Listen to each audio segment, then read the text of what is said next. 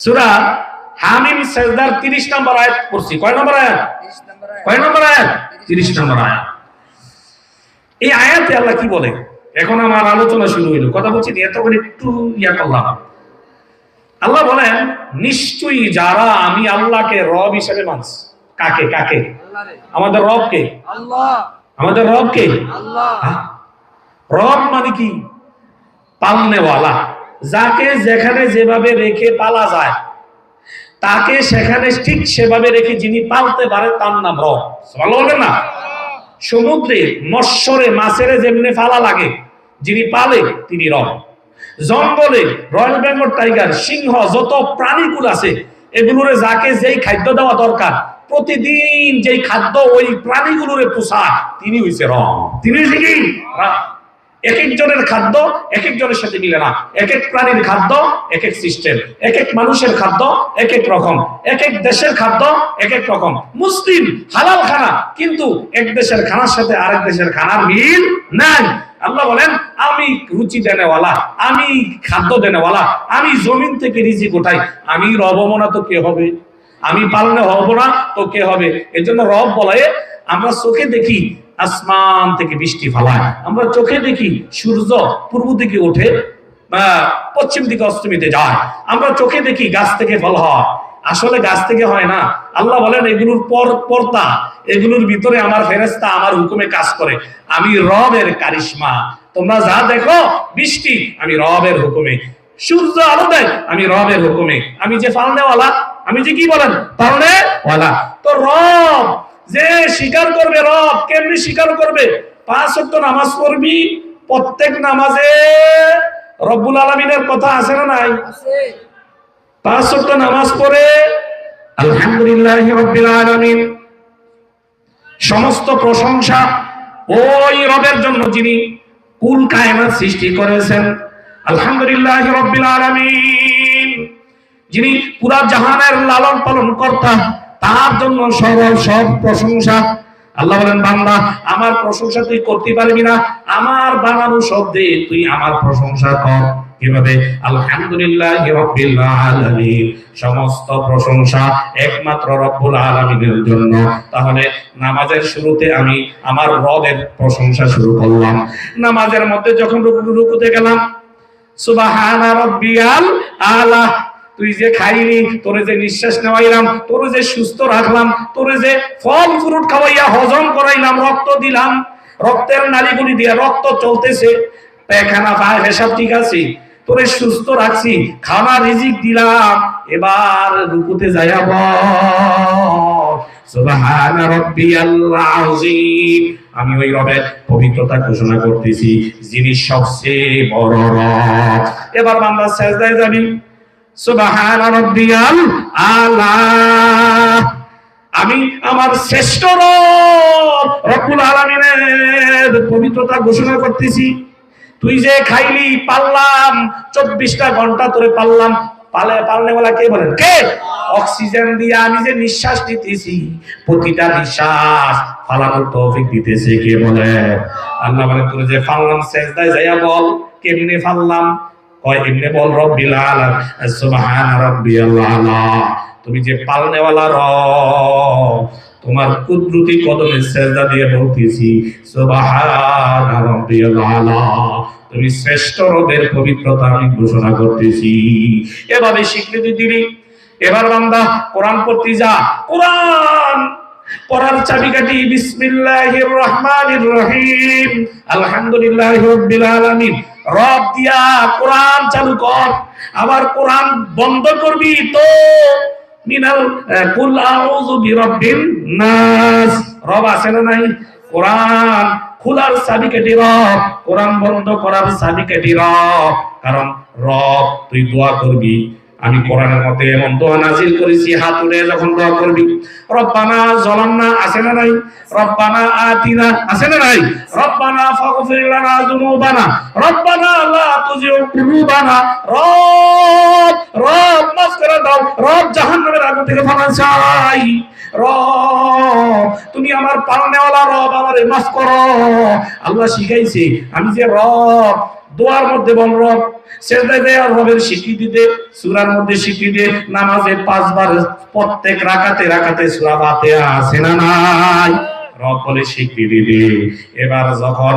এবার যখন মারা গেলি, তুই মারা গেলি, কবরের প্রথম প্রশ্নের মধ্যে আছে কি বলেন? মার রব্বুকা, তোমার রব কে? সুবহানাল্লাহ না? রবের ট্রেনিং দিলি পুরা জীবন, দেখা ট্রেনিং দিছ, খাইছ, সবকিছু ভান্নেওয়ালা ট্রেনিং। এবার বল অন্য কিছু না, মার রব্বুকা না বলে আল্লাহ এটা তো বলতে পারতো মানিল্লাহ, আল্লাহকে মানিল মান্নান, আল্লাহর একটা সিফত মান্নান। মান্নান কে?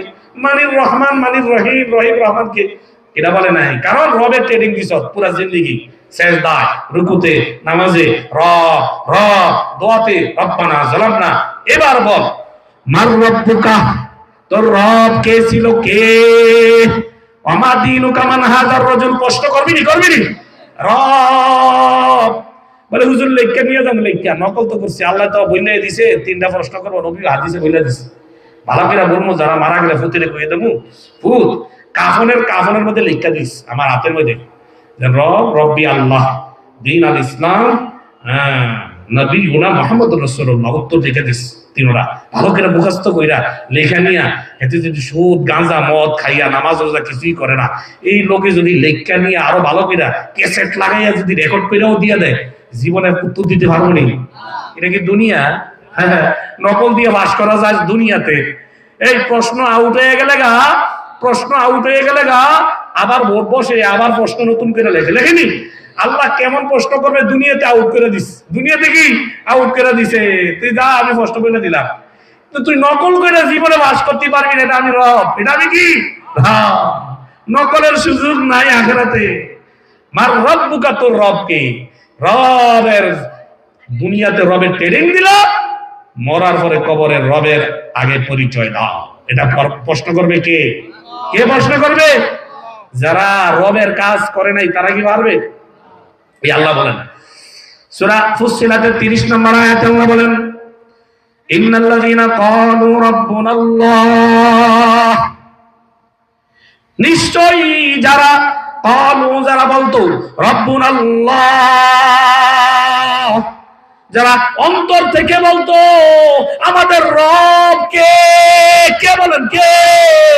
যারা অন্তর থেকে বলতো আমাদের রব আল্লাহ, ক্বালু রাব্বুনাল্লাহ, আল্লাহ বলেন নিশ্চয়ই যারা যারা বলতো রব্বুনাল্লাহ, আল্লাহ আমাদের রব। এই কথা বইলা ক্ষান্ত হয় নাই, মুখে বইলা ক্ষান্ত না, মানে রব্বুল আলামিন কোরআনের মধ্যে যা হুকুম করছে সব মানছে, রব আমার যা বলছে সব পালন করে দেখাই দিছে। রব আমার রবের নবী মুহাম্মদুর রাসূলুল্লাহ সাল্লাল্লাহু আলাইহি ওয়াসাল্লাম যা বলছে, যা তিনি নিয়ে আসছে, যাই যেটা থেকে বাধা দিছে এটা থেকে দূরে ছিল। নবী যা নিয়ে আসছে আকড়ায়া ধরছে, নবী যা থেকে বাধা প্রদান করছে ওইটা থেকে দূরে ছিল। এজন্য আল্লাহ বলেন আমার নবী যা নিয়ে আসছে আকড়ায়া ধরো, যা থেকে তিনি বাধা দেয় দূরে সরো। কে বলছে? কে বলছে? ওমা তাকুমুর রাসূলু ফাখুযুহু ওমা নাহাকুম আনহু ফান্তাহু। আল্লাহ বলেন আমার হাবিব যা থেকে বাধা দেয়, যা নিয়ে আসছে আকড়ায়া ধরো, যা থেকে তিনি বাধা দেয় দূরে সরে যাও। এটা হচ্ছে আমার শরীয়ত।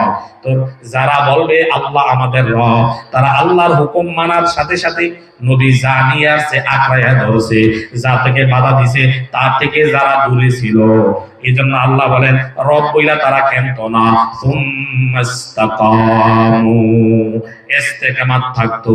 তার মানে রব হিসেবে স্বীকৃতি দিয়া এই কথার উপর একদম কঠিন ভাবে বিচলিত হয় নাই, অবচলিত ছিল। অর্থাৎ এমন ভাবে স্বীকৃতি দিছে রব ছাড়া কেউ নাই। বলেন আমাদের আল্লাহ ছাড়া কেউ নাই। এই কথা বইলা ক্ষান্ত না, আমাদের রব আল্লাহ। সুম্মাস্তাকামু, এরা বলতো আল্লাহ আমাদের রব, তারপরে এই কথার মধ্যে অটল ছিল। কি ছিল? অটল, অবিচল ছিল। আমার রব আল্লাহ, এই কথার উপর কারা? তারা কি ছিল? অবিচল, অটল ছিল। অটল কারে কয়? তাফসীরে ইবনে কাসির আব্দুল ইবনে আব্বাস বলে ইস্তাকামু মানে লা ইউশরিকু বিল্লাহি শাইআ, অর্থাৎ ইস্তেকামাত আল্লাহর রব মাইনা আল্লাহর সাথে কাউকে শরীক করে না। আল্লাহর সাথে কি কাউকে শরীক করে না। নবী বলে, হে আবু যর গিফারি, তুমি তুমি আল্লাহর ইবাদত করো, সাবধান তুমি আল্লাহর সাথে কাউকে শরীক করিও না। আল্লাহর সাথে কাউকে কি করিও না, কারণ ইন্নাশ শিরকা লা যুলমুন আযীম। এটা হচ্ছে ইস্তেকামাতের এক অর্থ। আরেক অর্থ আব্দুল ইবনে মাসউদ বলে, আরেক অর্থ হলো আল্লাহর যেই বিধান যেখানে পালন করা দরকার, দুনিয়ার সব একদিকে, আমার আল্লাহর বিধান আরেকদিকে। দুনিয়ার সব মানুষ আমার বিরুদ্ধে চলে গেলে অসুবিধা নাই, আমার আল্লাহর বিধান ঠিক আছে তো ঠিক আছে। দুনিয়ার মানুষ আমার শত্রু হইলেও অসুবিধা নাই, আমার আল্লাহ যদি আমার কাজে বেজার না হয় তাহলে আমি লাভবান। ঠিক কিনা বলেন? ঠিক কিনা বলেন? ইস্তেকামাত এটা। ইন্নাল্লাযীনা ক্বালু রাব্বুনাল্লাহ, যারা বলবে রব আমাদের রব আল্লাহ, সুম্মা ইসতাকামু, রব বলে ক্ষান্ত না, তারা তাদের কথার মতো পাহাড়ের মতো অবিচল, পাহাড়ের মতো অটল। দুনিয়া একদিকে, রবের বিধান আরেকদিকে, কারো কাছে রব নিয়া ছাড়ে নাই। কেউ যদি বলে এই বেটা কালেমা ছাড়, মুসলমান হয়ে যা, কালেমা ছেড়ে দে, বলে তুই যদি আমারে টুকরা করে ফেলস, আমারে যদি টুকরা টুকরা করে ফেলস, তারপরেও আমি কালেমা ছাড়তে পারবো না, ইসলাম ছাড়তে পারবো না। যেমন সাহাবারা টুকরা হয়ে গেছে, কাফেরদের কাছে টুকরা টুকরা হয়ে গেছে, বেলালে মারতে মারতে রোদের মধ্যে শোয়া রাখছে। বেলাল বলে আহাদ আহাদ, আমার রব এক, আমার রব এক। ও ভাই, দুনিয়ার মুশরিকরা শাস্তি দিছে, তারপরেও রবের ডাক বন্ধ হয় না। রবের কাছে, দুনিয়ার কারো কাছে রবের ব্যাপারে মাথা নত করে নাই। আমার রব আমারে টুকরা করে দাও, আমারে জ্বালায়া দাও, তারপরেও ঈমান নিয়ে যাব রবের প্রতি, কারণ ঈমানের চেয়ে দুনিয়াতে কিছু নাই। আমার শরীরের চেয়েও দামি ঈমান, আমার চোখের চেয়েও দামি ঈমান, আমার সব দুনিয়ার সম্পদের চেয়ে দামি হইছে ঈমান। ঈমান নাই তো কারো দাম নাই, ঈমান নাই তো দুনিয়ার টাকা পয়সা ধন দৌলত কিছুই দাম নাই। ও ভাই, সাহাবা আজমাইন জিন্দেগিটা অক্ষ করে দিয়েছেন, ঈমান দেয় নাই। আল্লাহর জন্য ঈমানটাকে ঠিক কইরা ঈমান নিয়া তারা এরকম নিজে শহীদ হয়ে গেছেন, কারো কাছে মাথা নত করে না। এটা নয় ইস্তেকামাত, রবের মাইনা হারামের দিকে যায় নাই। জীবন যাবে হারাম খাবে না, না খেয়ে থাকবে, রিকশা চালাবে, বাদাম বিক্রি করবে, চা বিক্রি করবে, হারামের দিকে যায় নাই। এই বান্দা আমি আল্লাহর পদে পদে ভয় করছি, আমি আল্লাহর বিধান লঙ্ঘন করে নাই, এই বান্দার কথা আমি বলতেছি। কি বলতেছি? তাতানাজ্জালু আলাইহিমুল মালাইকা, এই বান্দা যখন মরার টাইম হয়, এই বান্দা যখন মরার টাইম হয়, মরার আগে রূহ কবজ করার জন্য আল্লাহ তাআলা কারে পাঠায়? আপনারা বলেন কারে পাঠায়? মালাকুল মউত আজরাইল পাঠায়নি? আজরাইল আলাইহিস সালাম আয়া যা ইবনে আসে না, একজন যারা নেককার মানুষ, এই ধরনের মানুষ হবে, তাদের সামনে যুবকের সুরত ধরে আসবে, এরকম 18 বছরের যুবক, সুন্দর সুশ্রী ছেলে সাইজা আসবে, বলবে আল্লাহর বান্দা আপনার রূহ কবজ করার জন্য আল্লাহ পাঠাইছি। সুবহানাল্লাহ বলেন না? এই তাদেরকে এই কথা বলতেছে। আচ্ছা আপনি বলেন, আপনি একটা ঘরের মধ্যে একা আছেন, এই একা আছেন, অথবা অনেক মানুষের সাথে আছেন, একাটাই উদাহরণ আগে দেখি, হঠাৎ করে দেখলেন গেট তালা, সামনের গেটও তালা, রোমো দরজা বন্ধ, হঠাৎ করে দেখলেন একটা মানুষ আপনার সামনে, আপনি ডরে বলবেন কি এরকম বলবেন না? আস্তে যে বিচলিত হয়ে যাবেন, কি রে তালা মারা, গেট তালা মারা, এটা মারা কেমনে আইলো? আচ্ছা বলেন মালাকুল মউতের কোনো পারমিশন লাগেনি, কোনো তালায় আটকাইতে পারেনি, কঠিন ঘর লোহা দিয়ে বানাইছে, এই লোহার ঘরের মধ্যে মনে হয় পারমিশন লাগবে? হ্যাঁ, দারোয়ানে মনে ফিটা দিল মালাকুল মউত রে নাকি? আল্লাহ বলেন আইনামা তাকুনু ইউদরিকুমুল মাউত ওয়ালাউ কুনতুম ফি বুরুজিন মুশাইয়াদা, বান্দা তুই যেখানে থাকস না কেন, শক্ত বিল্ডিং বানাইছ, লোহা দিয়া সীসা দিয়া বানাইয়া, গেটের মধ্যে তালা, রুমের মধ্যে তালা, কেউ যাইতে পারবে না, অনুমতি ছাড়া এই ঘরে যাওয়ার কারো ক্ষমতা নাই। আল্লাহ বলেন আমার মালাকুল মউত যাবে, ওই জায়গায় যাইয়া তোর রূহ নিয়ে আসবে। যারা নেককার হবে, যারা রবের অন্তর থেকে স্বীকৃতি দিবে, আমি যেমনি বলছি ওই মার্কা ইমানদার, তাদের মৃত্যুর সময় আসবে, আসার পরে মালাকুল মউতের আগে আল্লাহ কিছু ফেরেশতার, রহমতের ফেরেশতার দল পাঠাবে। সুবহানাল্লাহ বলবেন না? মালাকুল মউত আসার আগে রহমতের একটা ফেরেশতার দল ওই বান্দার কাছে পাঠাইয়া দিবে, বলবে আল্লাহর পক্ষ থেকে আমরা রহমতের ফেরেশতা, কিছুক্ষণ পরে তোমার রূহ কবজ হবে, তুমি চিন্তা করো না, তুমি বিচলিত হইও না, তুমি একা না, তুমি একা না, আমরা তোমাদের সাথে আছি। সুবহানাল্লাহ। সান্ত্বনা দেওয়ার জন্য ফেরেশতা পাঠাবে কে? নেককার বান্দারে মরার আগে যারা ওই বান্দার অন্তর থেকে স্বীকৃতি দিছে রব ওই অনুযায়ী চলছে, তাদের মরার সময় বলবে, আল্লাহ বলেন তাতানাজ্জালু আলাইহিমুল মালাইকা, তাতানাজ্জালু আলাইহিমুল মালাইকা। আল্লাহ বলেন আমি আল্লাহ এই সমস্ত মুত্তাকি, আমি আল্লাহর ভয়ে নামাজ ছাড়ে না, আমি আল্লাহর ভয়ে হালাল ছাড়ে না, আমি আল্লাহর ভয়ে সেজদা ছাড়ে না, কোটি টাকার দিকে তাকায় না, আমি রবের উসিলায়, আমি রবের খুশির দিকে তাকাইছে, নবীর সুন্নতের দিকে তাকাইছে। এরকম ভাবে আল্লাহ ওয়ালারা যেখানে কথা বলে ওই জায়গায় যায় বিছানা করছে, জিকিরের মজলিসে যাইয়া জিকির করছে আর কাঁদছে, মালিক তোমারে চাই, তোমারে চাই, তোমারে চাই, তাহাজ্জুদের বিছানায় কাঁদছে। এরকম ভাবে কান্না কান্না কান্না। এই বান্দারা ইন্তেকালের মুহূর্তে আল্লাহ রহমতের ফেরেশতাদেরকে ডাক দিয়ে কয়, ও আমার রহমতের ফেরেশতারা, আমার বান্দা মরার সময় হয়ে গেছে, আমি রবের কাছে আসার সময় হয়ে গেছে, আমার জন্য কষ্ট করছে, তাকওয়া অর্জন করছে, নাফরমানি করে নাই, তোরা যা যা রহমতের ফেরেশতা একটা দল নিয়ে যা, বান্দারে সুসংবাদ দে, জান্নাত দেখায়া দে, বান্দারে সুসংবাদ দে, সান্ত্বনা দে। আমার বান্দা ভয় পাইয়া যাইবে, একা ঘরে আছে, মালাকুল মউত দেখলে ভয় তো পাইতে পারে, যা যা যা, তোরা যাইয়া সান্ত্বনা দে, তোরা যাইয়া সান্ত্বনা দে। সুবহানাল্লাহ না? তারা অটল থাকবে, অবিচল থাকবে কিনা, এইভাবে তারা পেরেশান, ওই বান্দা পেরেশান হবে। তখন ওই ফেরেশতারা বলবে, তোমার বাচ্চার, তোমার সন্তানগুলোরে আল্লাহ দিনের উপর রাখনেওয়ালা আমার আল্লাহ। আল্লাহ আমাদেরকে বইলা দিছে, তোমার সন্তানের ব্যাপারে তুমি চিন্তা করিও না, তোমার আত্মীয় স্বজন যারা আছে, সন্তান সন্ততি, এদেরকে দেখাশোনার দায়িত্ব রহমতের পথে চালানে বলা আল্লাহ। তুমি তাদেরকে ভালো শিক্ষা দিছো, কোরআনী শিক্ষা দিছো, এই জন্য তাদেরকে পরিচালনা সৎ পথে করবে কে? বলেন কে? ওই ফেরেশতারা সান্ত্বনা দিবে, আল্লাহ তাখাফু ওয়ালা তাহজানু, ভয় পাইও না, ভয় পাইও না, পেরেশানি করিও না, ওয়াবশিরু, সুসংবাদ গ্রহণ করো, বিল জান্নাতিল্লাতি কুনতুম তুআদুন, ওই জান্নাতের সুসংবাদ গ্রহণ করো, যেই জান্নাতের কথা কোরআনে তোমাদেরকে আল্লাহ ওয়াদা করছে, তোমার জন্য সেই জান্নাত অপেক্ষা করতেছে। সুবহানাল্লাহ না? সেই জান্নাত অপেক্ষা করতেছে কাদের জন্য? এটা ঈমানদার, নেককার বান্দা। নেককারদের কোনো চিন্তা নাই, দুনিয়াতে চিন্তা, খানা, টেনশন, পেরেশানি, আল্লাহ পরীক্ষা করবে। পরীক্ষা ছাড়া ঈমানদার হওয়া যায় না, কথা বুঝেননি? নামাজ পড়ে মুসিবত যায় না, আরে এত তো ভালো মানুষ, এর পেরেশানি, এর বিপদ কেন? আল্লাহ আমার পরীক্ষা ছাড়া ঈমানদার হয় না।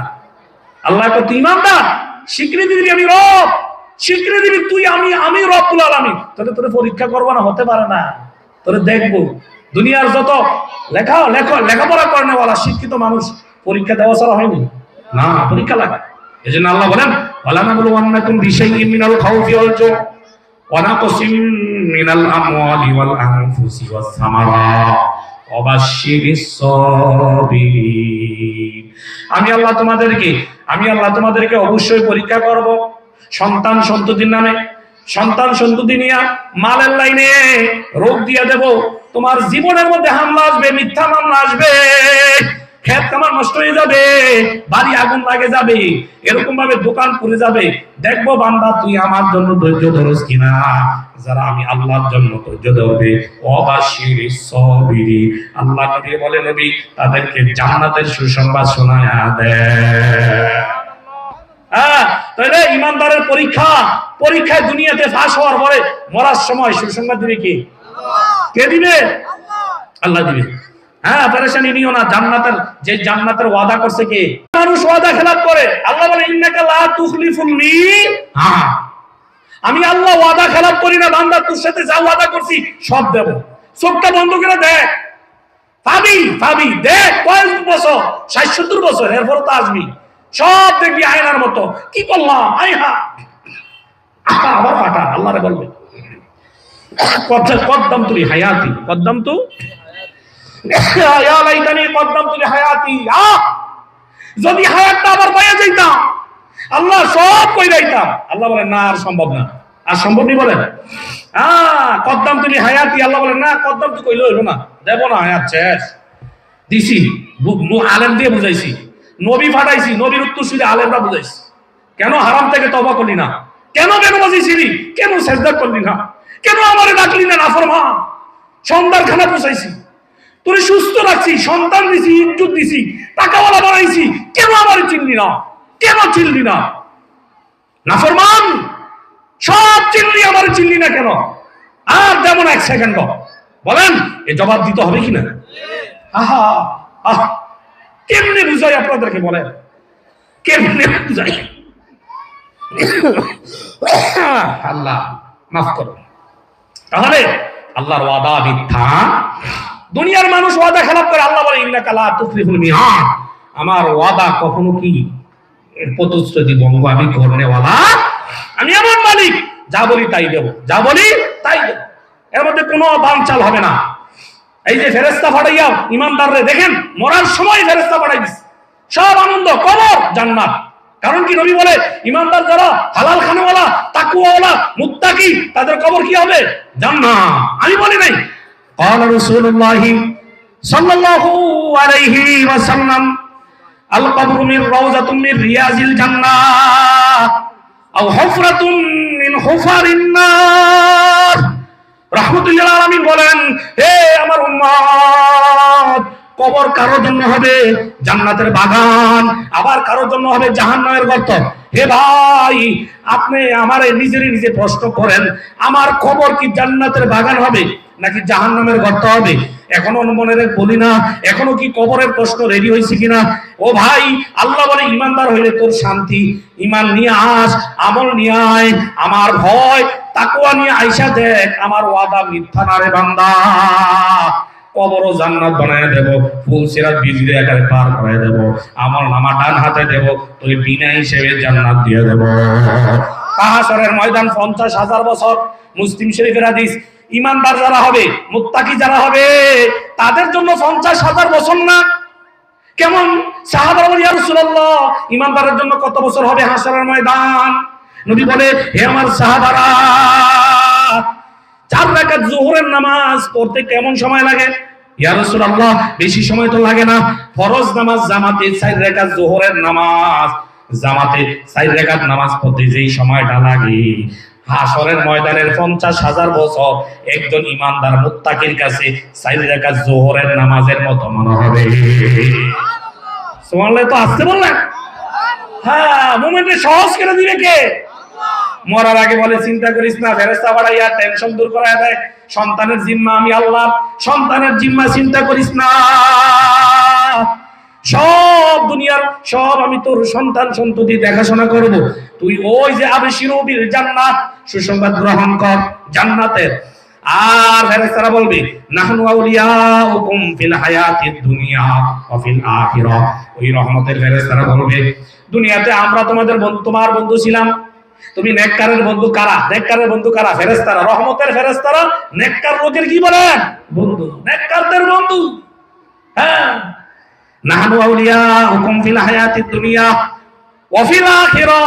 দুনিয়াতে যেমনই ভাবে নেককার তোমার বন্ধু ছিলাম, ধৈর্য বিপদ আছে, ধৈর্য ধরছিলা, সদকা কইরা আল্লাহর কাছে চাইছিলা, দুনিয়ার চেয়ারম্যান মেম্বারের কাছে দৌড়াও নাই, আগে সেজদা দিছ সদকা করিয়া, আল্লাহ দরবারে চোখের পানি ফেলাইয়া কাঁদছিলা।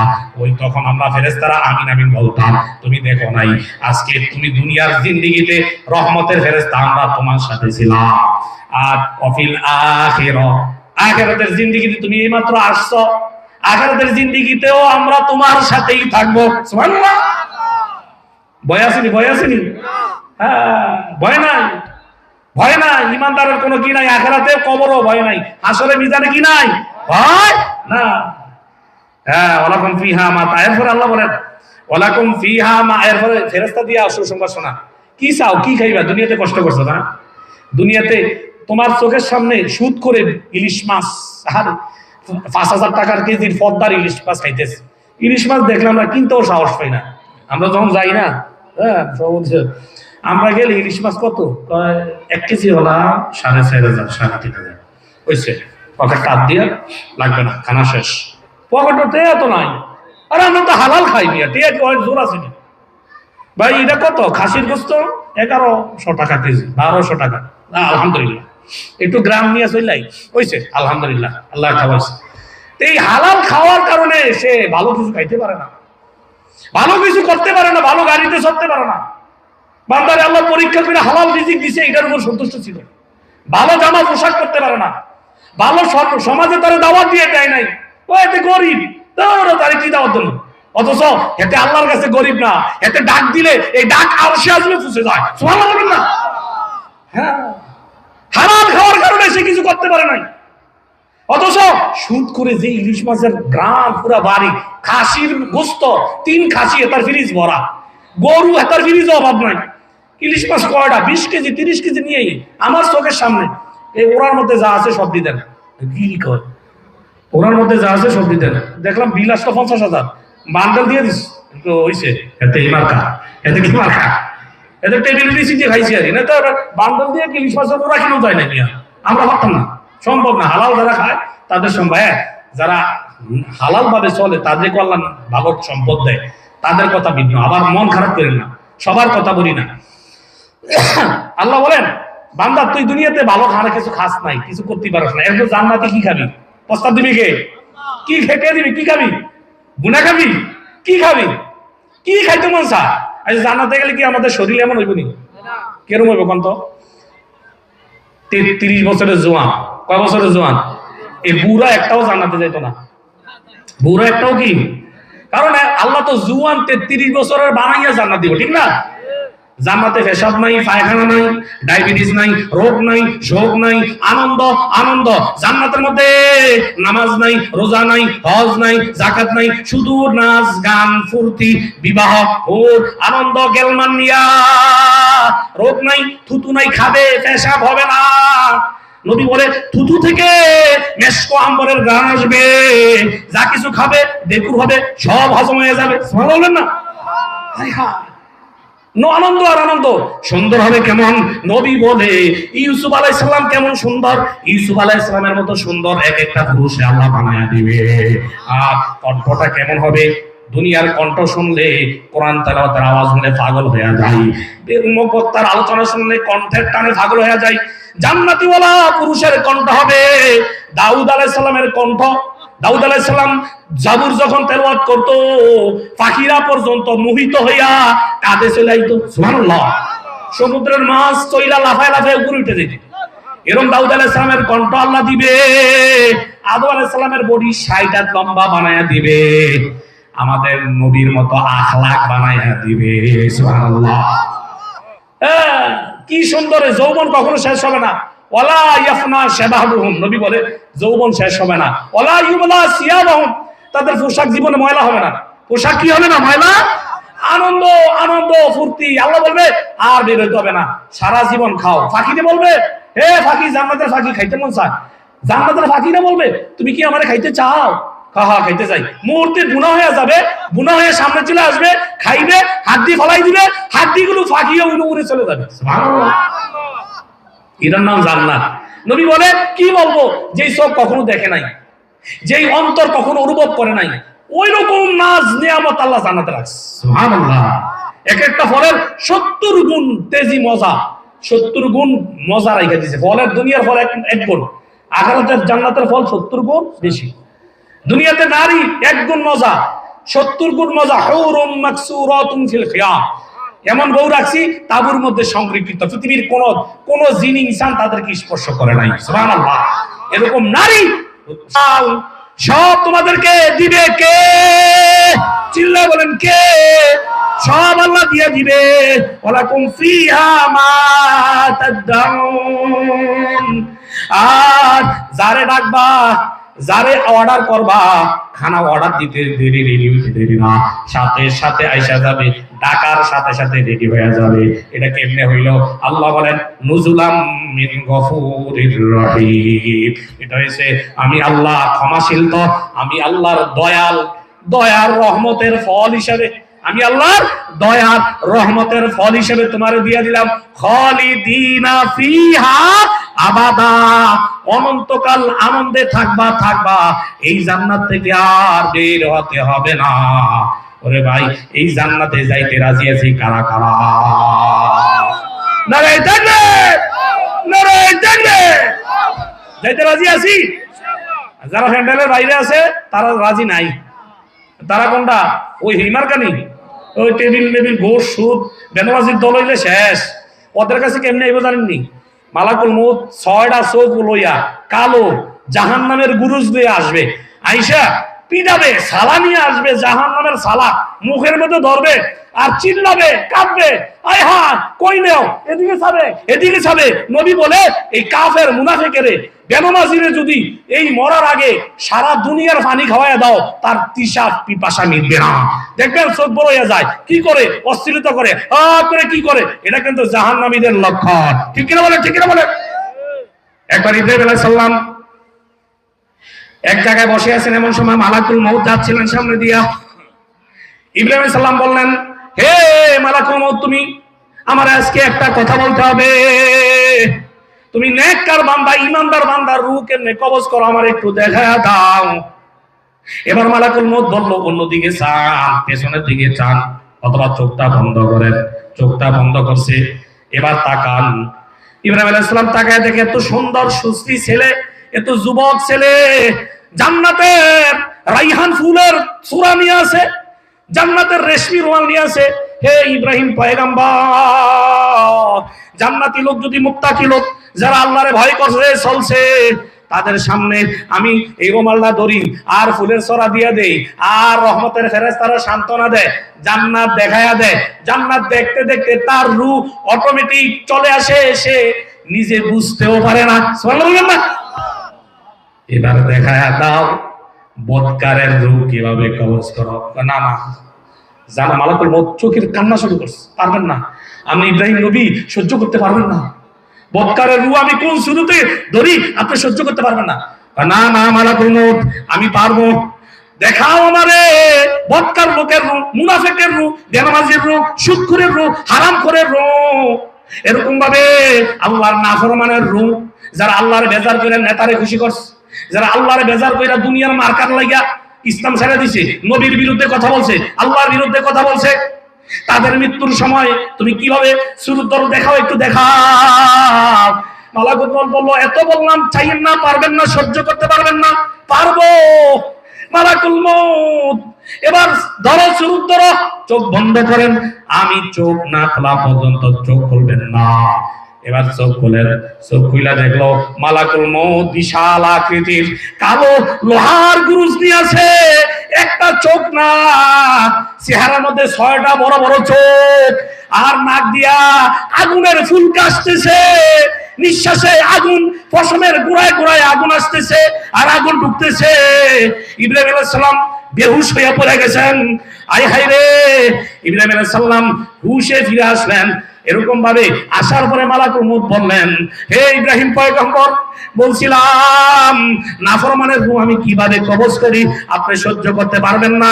আপনি কিভাবে দেখলেন? কি দেখলেন? হে মালাকুল মউত, কোন ব্যক্তির যদি জাহান্নামের শাস্তি নাও দেওয়া হয়, জাহান্নামে ফালানো যদি নাও হয়, তোমার চেহারাটা, তোমার সুরূপটা দেখলেই সবচেয়ে বড় শাস্তি হয়ে যাবে। হে মালাকুল মউত, আমি চিন্তা করি নাফরমানের অবস্থা কি হবে। হে দুনিয়ার নাফরমানেরা, হে দুনিয়ার গাঞ্জাখোর সুদখোরেরা,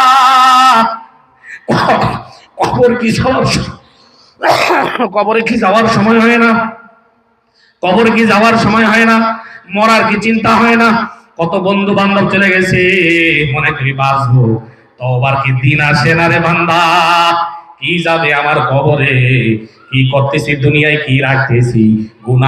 গুনাহ পাপ, সুদের প্রতিষ্ঠান বানায়া যায়, গ্রামীণ ব্যাংক, এই ব্যাংক, বিশাল ব্যাংক বানায়া যায়, সিনেমা হল রাখা যায়, এগুলো গুনাহ তো করছে করছে, এতে গুনার বীজ রেখে গেছে। কি রেখে গেছে? কবরের জন্য খায়। সদগায়ে গুনাহে জারিয়া।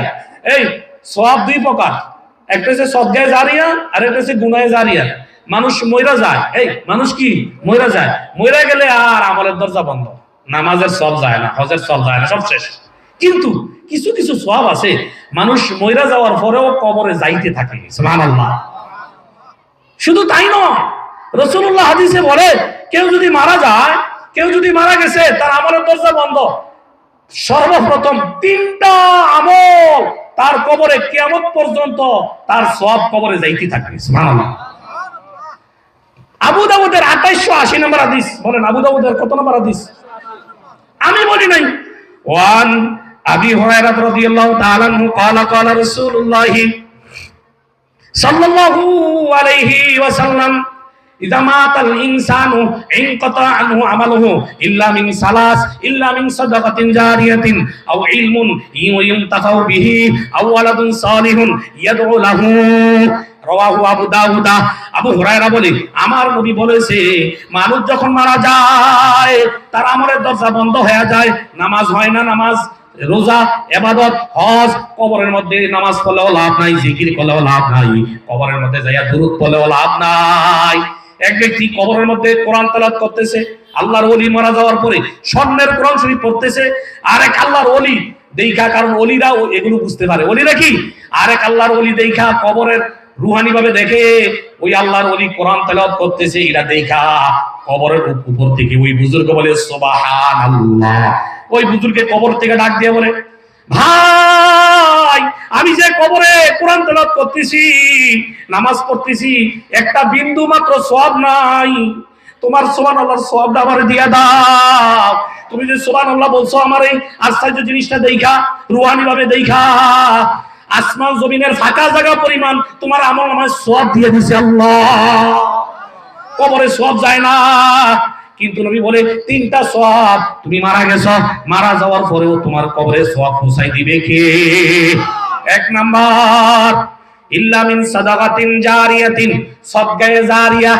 এমন দান করছো, তুমি দান করছো, জায়গা দিয়া মসজিদ বানায় গেছো, মসজিদের মধ্যে ফ্যান দিয়ে গেছো হালাল টাকায়, আবার পাইছে কোটি টাকার সুদের টাকা মসজিদটা বানায় দেয়, সুদের টাকা দিয়ে না, হারামের টাকা দিয়ে দান করলে লাভ নাই, কি নাই?